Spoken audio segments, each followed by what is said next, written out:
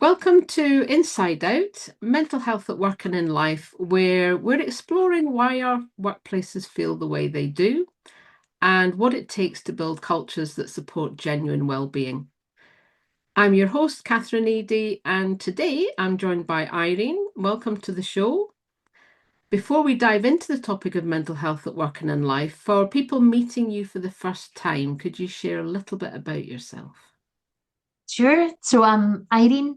I am co-founder and director of an organisation called Mhor Collective. We're an organisation that focuses in on digital inequality. We co-founded the non-profit 10, 10 years ago, myself and Shona Monroe, coming from an organisation, another national charity. So that's my worky thing. Personally, I live in the Highlands in a really beautiful neck of the woods from the window just now. I can see mountains covered in snow. I have beaches nearby. So I'm feeling very full of joy in my work life today because I also work from home mostly and do community stuff out and about as well. Excellent, Irene. I know the Highlands well, and now that we're in spring, yeah, absolutely. We're all kind It's a of feeling cracking a bit of little the bit. world to live in. We're feeling Beautiful, all Catherine. exactly. Yeah, yeah, wonderful. And like you, yeah, working from home again, ideal, which is also interesting when we're coming to the topic of workplace well-being. For those of you working at home or hybrid in an organization more than you're in on site can be very different. But let's think more generally about what a mentally healthier workplace does actually look like. What do you think a workplace, any workplace, actually looks like in practice, a mentally healthier workplace? I would say that I have been incredibly lucky. So I've worked in the third sector all of my professional life, and I've always worked in places where and with line managers and within organizations where it was okay not to be okay. It was okay to disagree, which I think is a really important part of it, where the leadership felt supported and supportive. Didn't it? That's not to say leadership always got it right, but that I always felt completely supported, even though they might, my leadership might have taken different decisions than I would have. Um, so for me, a healthy workplace is somewhere where you feel safe to say what you need to say, I guess without judgment. Where folk are kind, not quick to judge, where you're trying to create an atmosphere or you're part of a space where you're all working collectively together and just showing up the best way that you can on the day. And again, with zero expectation of perfection.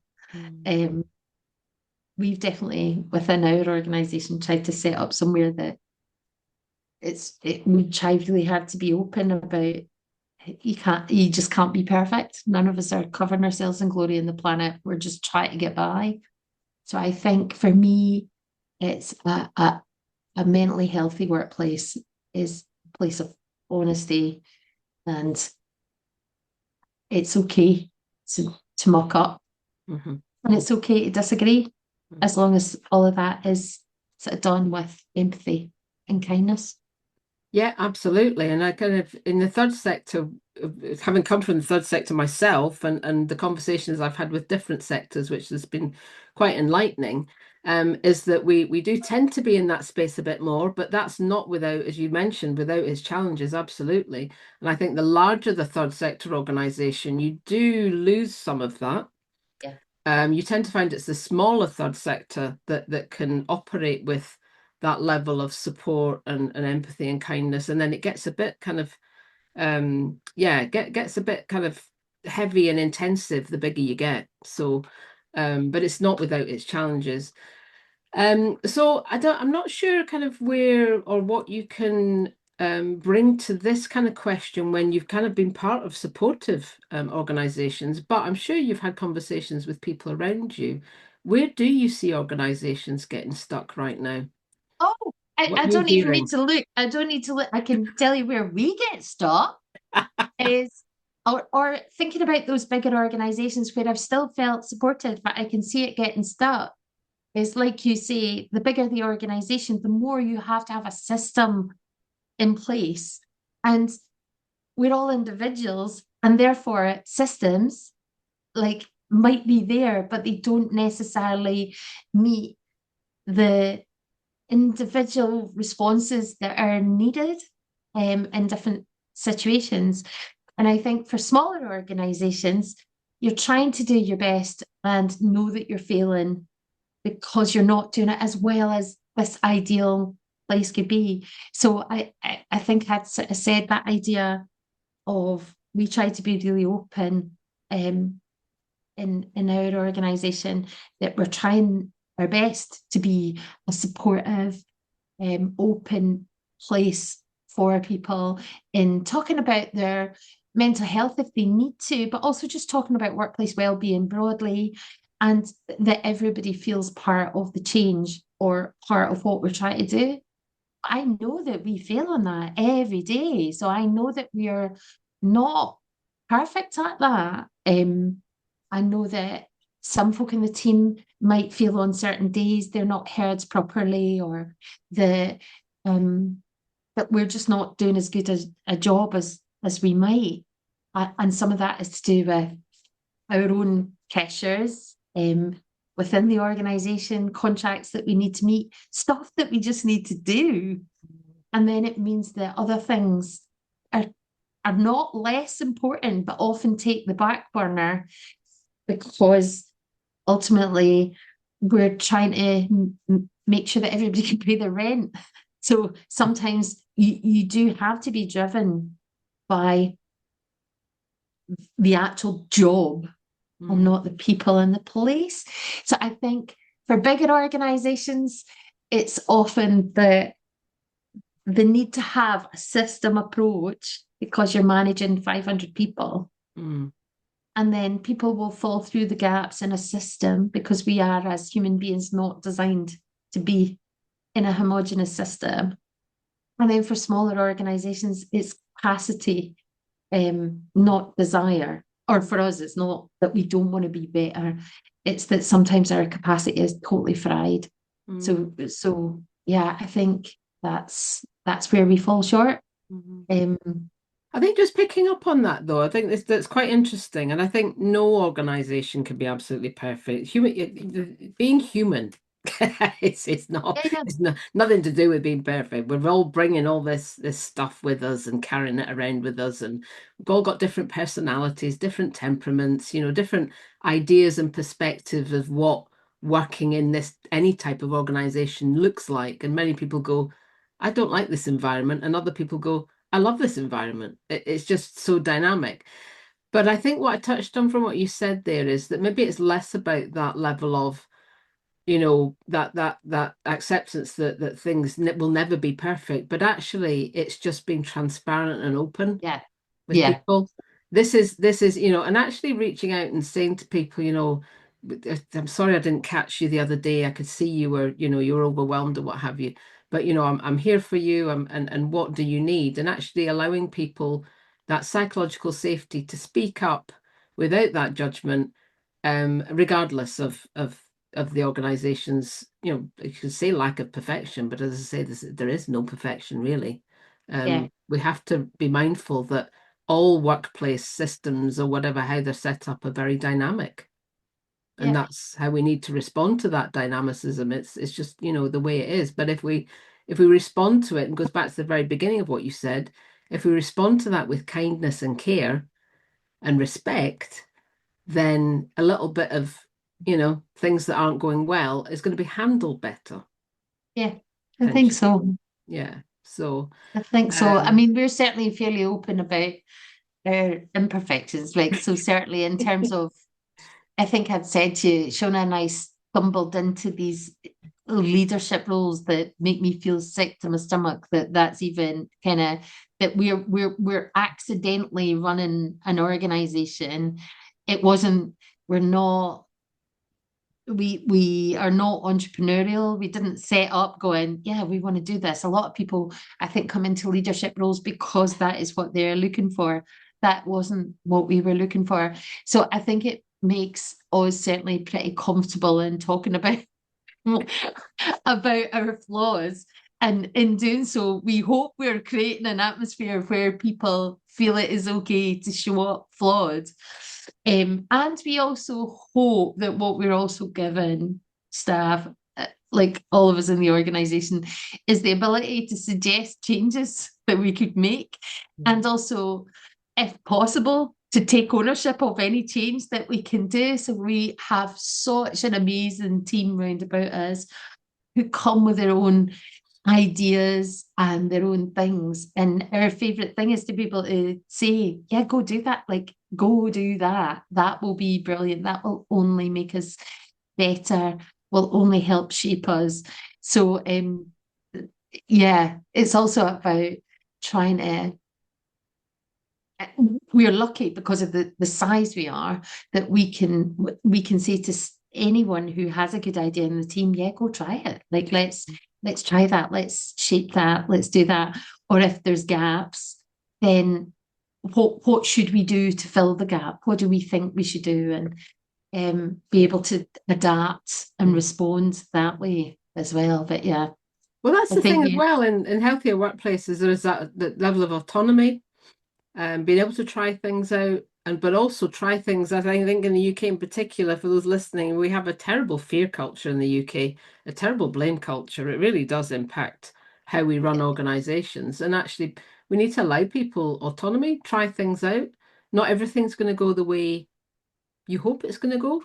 And actually try and as much as we can, again, it's not doesn't lend itself to the UK very well, is trying to allow people some level of independence in their yeah. role and their job. And that's not easy because not everyone actually wants that. I was I reading a was, few well, things. that's exactly what I was going to say. Again, reflecting on our own practice, Catherine, is Mm, we have high levels of autonomy, and I know that that can also tip in. So all of us need support, we need guidance, we need expectations, we need clarity. We are not great at that. That's not we're constantly trying to get better at that, but that's definitely our weak spot, is definitely one of our weak bits, is that in given autonomy and control and this very idealistic approach that we have, which I definitely believe in it, an approach towards everyone has their strengths and we'll work to that. That can sometimes understandably leave staff going, what am I supposed to be doing though? Like what's the plan? What, like, where are we going? And it's balancing that is really tricky. Because I like we definitely know there's so much more that we could do to, if we had capacity, if we had time, if we were just better, stay in those stronger structures around people that can still ebb and flow with people's strengths and how they're feeling on the days and all of that. If we had sort of better plans, and we're getting better at that, but that's definitely one of our people. All of us need structure and support to be autonomous and yeah. creative. Is that like you can't just go, hey, just go on Uh-huh. with it. Yeah. But like, Yeah. No, it's a but very, it's very it's good really point. hard. Yeah, it's a very good point. And I've often thought about myself is that the progressive organizations that are in that space, I've thought they would be great for mentoring those of us who want to Yeah. be model that model, because anyone trying to go into that style of model is getting stuck. Yeah, yeah. Would it be lovely to be mentored by these progressive organizations that have that flat Yeah. structure, and because they've faced all the challenges that we're talking about, Yeah. and they've come up with ideas around that, which is good. So moving on, again, kind of broadly in terms of a question, but how has your own experience shaped the way you think about mental health at work? I mean, certainly when I think about mental health at work, at community level, historically, it was still very much open and talked about. And in the workplace, it was very much seen, we don't talk about mental health at work. Now that's moved on a little bit. Do you see that change and yeah, what's your kind of overall experience through your career? I guess through my career, because I've worked in the third sector exclusively, Catherine, um, mental health at work has always kind of, I've always felt that been working in spaces where the importance of mental health and obviously good mental health is there, like an understanding of that and what that looks like. That's not to say that every organization I've worked for has been able to respond, that they've Mhm. not necessarily had the capacity to help people on the edge of burnout. So within third sector, I would say especially um, organizations are all so often supporting deeply traumatized people in deeply harrowing, difficult, and often situations that are so like feel so inescapable that staff can it can just be so difficult to work in those spaces, and quite often there isn't the capacity in the organizations to provide support for staff at risk of burnout. It's actually not just, I was going to say, I'm talking about the third sector because that's my professional experience,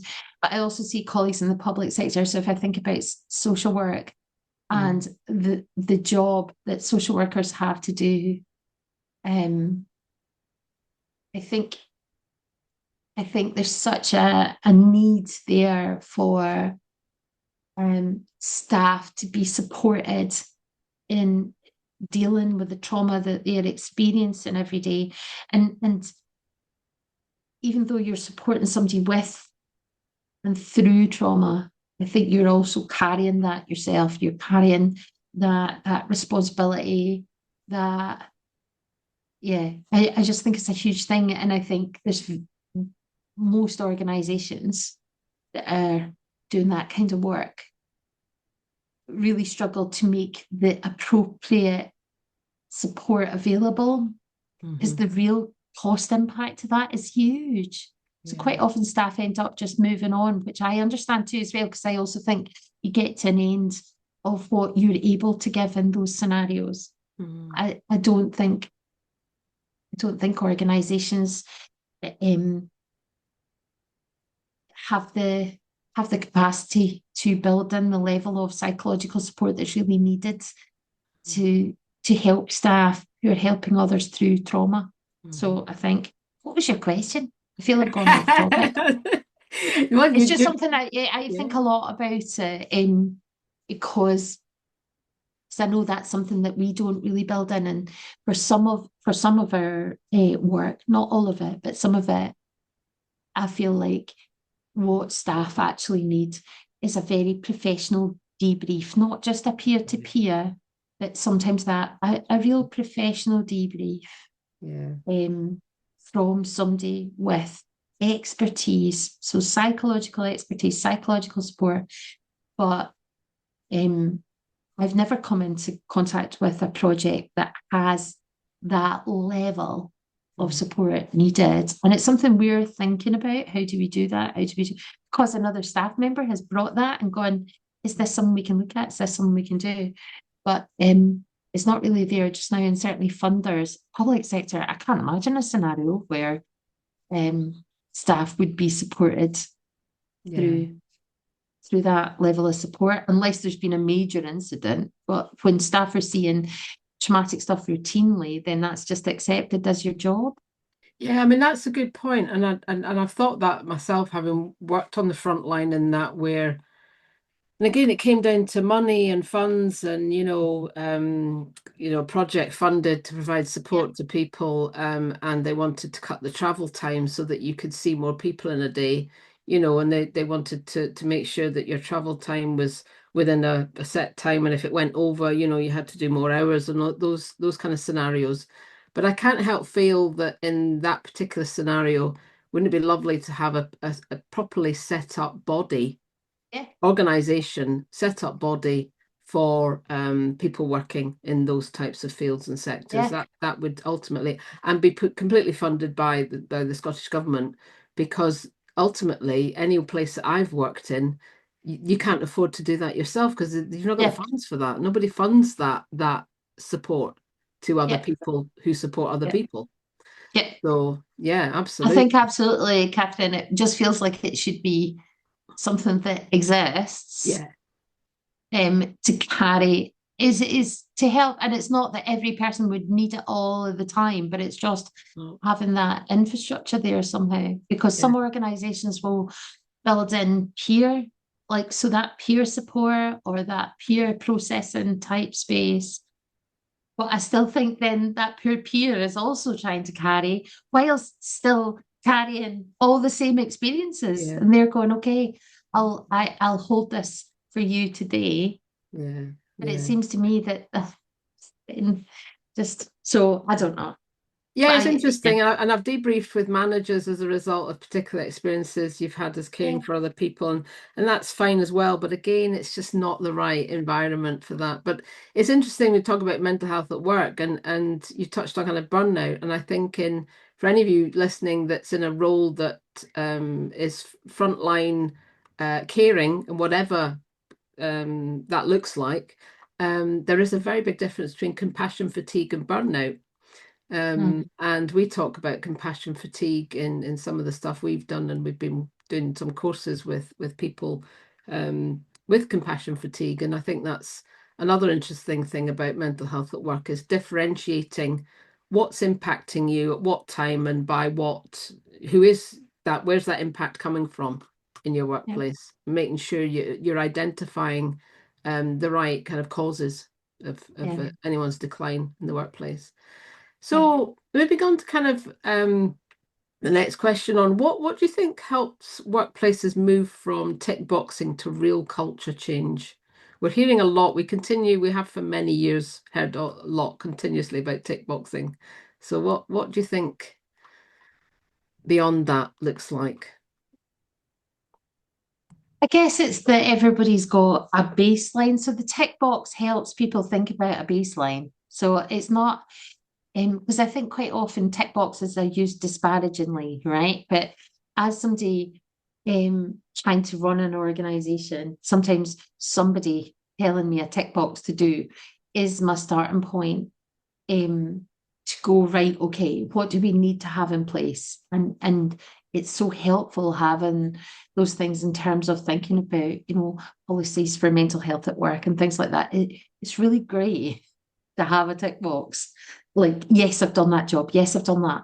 I think it's about the implementation of that after that. And it's about carrying on. It's not a static thing like that you go, none of this is static. And it's about constantly evolving and considering things that you haven't thought about before. So it's not just about, it's never ever just about a policy, but it's constantly going, what is changing about the world that we're living in and how are we responding? So just now, oh, the world's a bin fire. It's an absolute bin fire. Mhm. And so how are we creating a space where we can talk about the bin fire of the world and also start thinking about what do we collectively do to give each other some hope in this socio-political context? Because I think policies and things like that, um, they don't always reflect that wider socio-political context. So they might address things like periods of bereavement or those personal that might overlook socio-political because we're all affected. So I think it's also about holding space for that collective experience just now, as well as the individual experience. And then with the individual experience, that we're not too rigorous or bound by policy. So if you have a policy where, I don't know, um, your period of mourning is limited, like that you go, well, you're off this long. I think if that's how you're approaching policies, that completely. takes away from any consideration of mental health. So it's about the interdependence of those things as well. Goes Because back what to person being am I? human. Yeah, it definitely does that. But I think that combo of adjusting constantly to meet individual needs, the consideration of the socio-political context and what that looks like, and how that impacts on everyone, what that means, what can we do, how do we respond? Mhm. Um, yeah, and I think you're right, just like being sort of as human as we can in our responses. Mhm. Yeah, because the many organizations, when I talk about person-centeredness, and often many are saying, well, you can only go so far in your person-centered approach to individuals in the workplace, because otherwise, particularly in larger organizations, it's you've got so many people's needs to try and cater for. But I Yeah. think again, it comes back to communication. And being open and honest, what you can, what you're finding tricky, what you're struggling with, who can help you out, what are the perspectives that you maybe not looking at, and it goes back to kind of the kind of blind spots that people maybe miss. Um, I think as well, if you're in an organization and you're saying that oh, there's only so far you can take person-centered, then I think you're not trying hard enough. Like I just think you're not. I, it comes back to our, our ethos of self-criticism. Um, like I hope I would be open for the rest of my life to being told I'm not doing well enough. Like because I know I'm not. I deeply know that I'm not doing well enough. And that doesn't mean that I'm beating myself up every day because I'm doing mostly. I hope I'm doing the best I can, but that doesn't mean that that's the best that's possible. So I think um, to say we just can't mm, is really closing down how to learn what's possible. So mm. I think it's not about saying I can do all of that right now, but it is about going, well, how do I get towards a more person centered? So if, Mm. yeah, I just It's think kind for of, do you think me, it's kind of striving for better? I, I think it's a combo of always wanting to be better Hmm. than you are in service to other people on the planet with you. So I think that's important is that you have to be focused on this isn't about yourself being better for yourself. Yeah. It should be, I want to be a better person. I want to be better in service to others and also believing that that's possible. Mm. And yeah, I think, yeah, just that. And the absolute willingness to accept that you're maybe not that brilliant. Like I think I think Humble, you being have to be humble, well, I humble, even think authentic. yeah, yeah. I think you have to be ready to hear it. And it's hard to hear. Like, so I talk a good game, but when somebody tells me I'm rubbish, then I'm like, oh my God, it's like so bad or defensive, which I hate more. I Yeah, don't mind feeling bad about myself, but I hate it when I catch myself being defensive or, God damn it, like, I'm the I same. should do Yeah. better. Yeah. So but I think it's that combination of things, like a desire to change in service of others and not for yourself, and a readiness to hear criticism as a positive opportunity for you to be better in service of others, whatever that means. Yeah, no, it's a fair point. And actually, you could see that there are examples of that not happening around us, particularly with the level of self-interest in politics and the way that you mentioned touched on it earlier.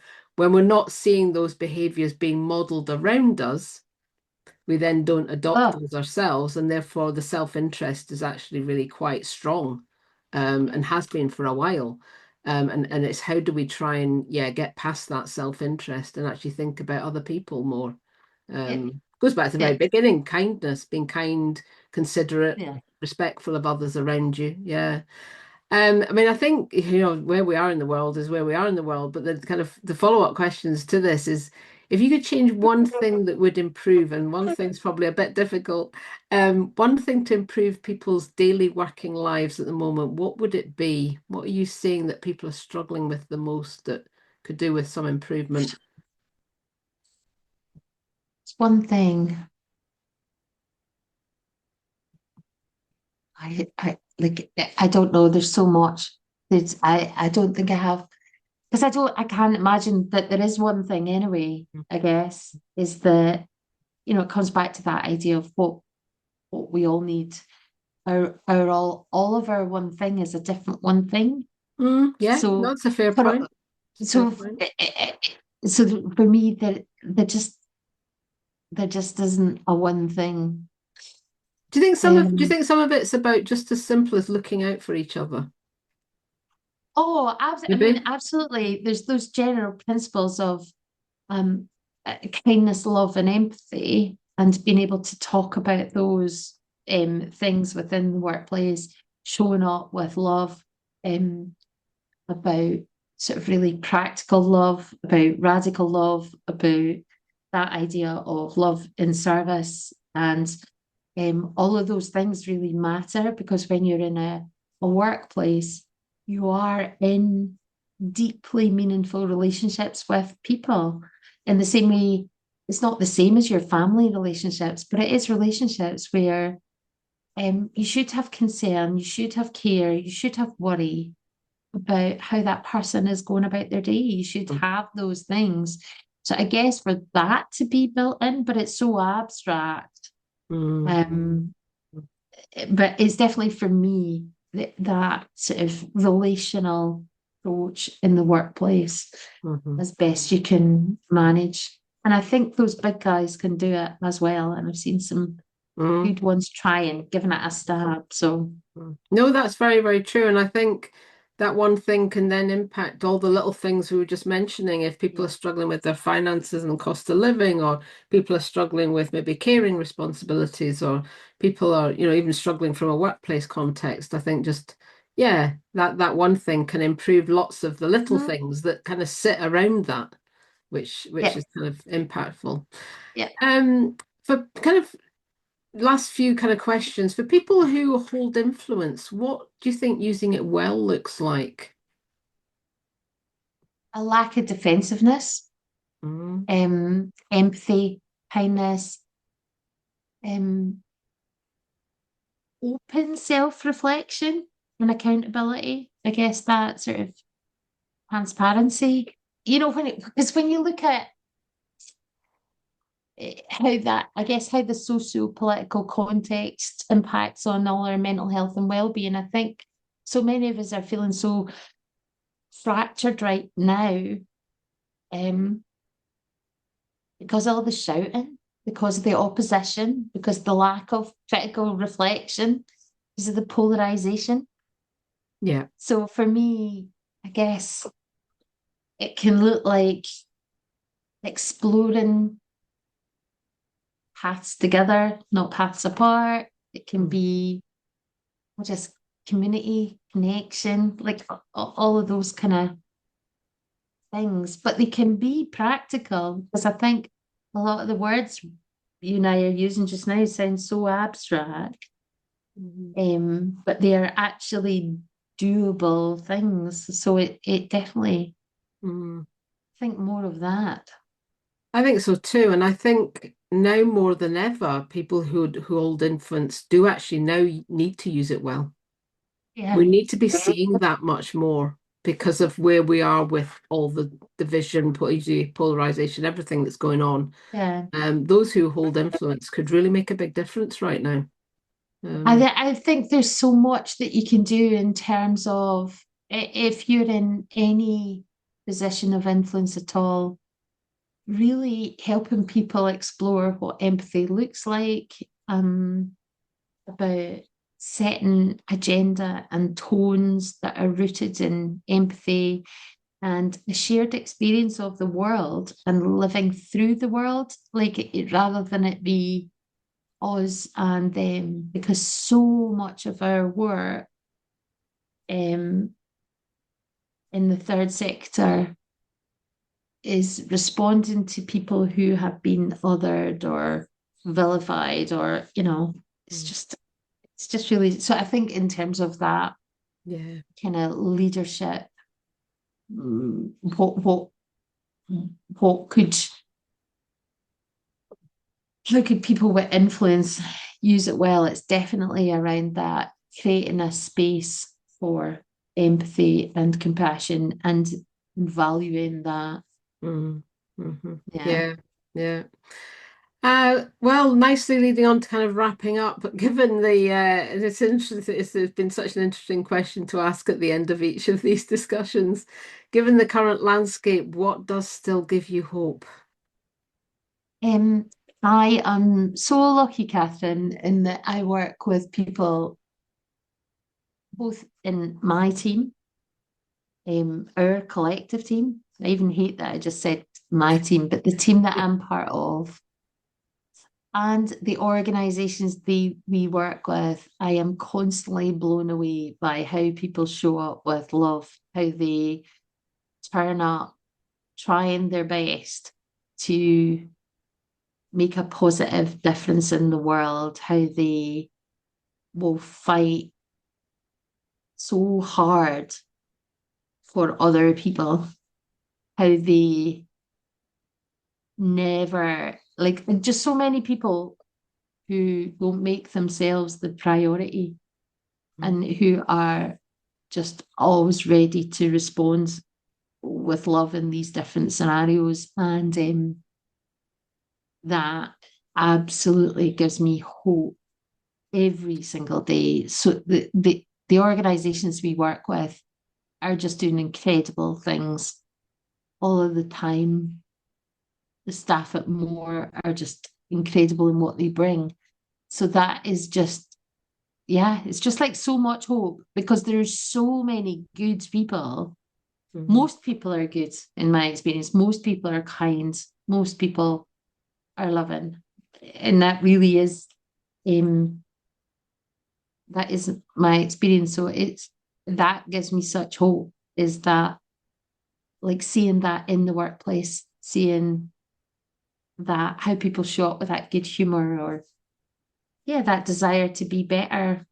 So Mhm. that gives me hope despite the bin fire of the world, Yes. is the people I'm lucky enough to meet every day and work with every day are Mhm. just the best people on the planet. Yeah. Yeah, I mean that's interesting in terms of where we are now. It, can bring out the best in people, can bring out the worst in people. And it's it is at the moment how people show up.